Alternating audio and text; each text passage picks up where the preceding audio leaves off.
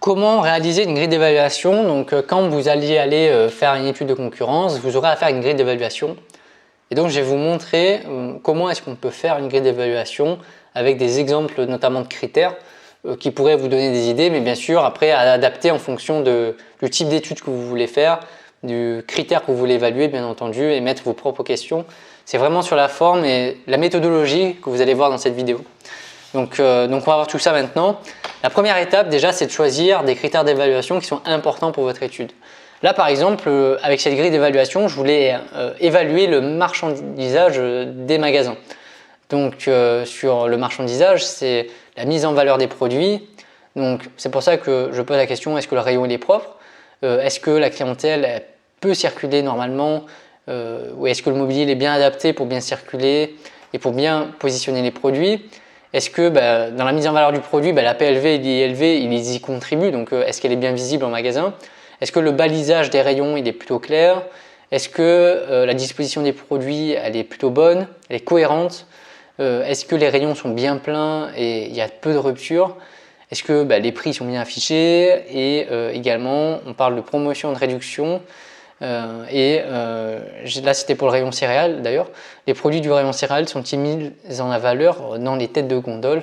Donc la tête de gondole pour mettre en avant le produit. Donc ça, c'était un thème marchandisage. Vous pouvez faire un thème évaluation de la clientèle, enfin du personnel. Vous pouvez faire sur l'offre. Vous pouvez faire vraiment pas mal de choses. Donc le but, déjà, c'est de choisir justement toutes les questions, les critères d'évaluation que vous allez évaluer en magasin. Deuxième étape, maintenant, il va falloir mettre en place un système d'évaluation ou de notes. Donc là, avec des moins, là c'est plutôt pas bon, là c'est moyen, là c'est bon et là c'est très bon par exemple.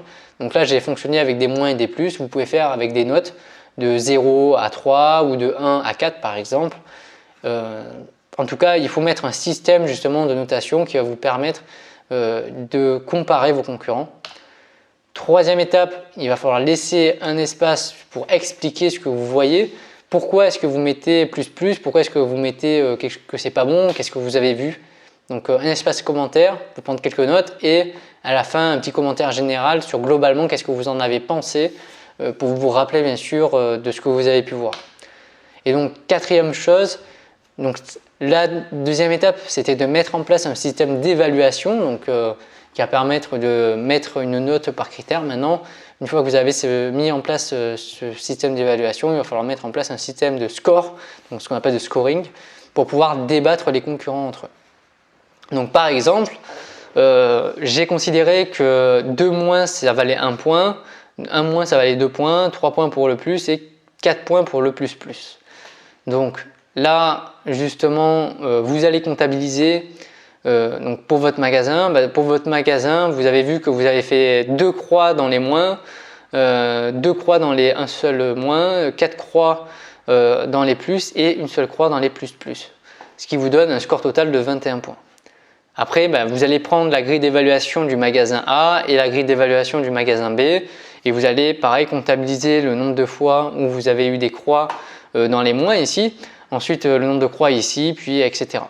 Et donc ça va vous donner un total à chaque fois pour chaque magasin, ce qui va vous donner un score. Et bien sûr, les concurrents, vous allez pouvoir comparer les concurrents entre eux et les concurrents les plus importants à surveiller sont bien sûr les concurrents pour lesquels il y aura les points les plus importants, évidemment.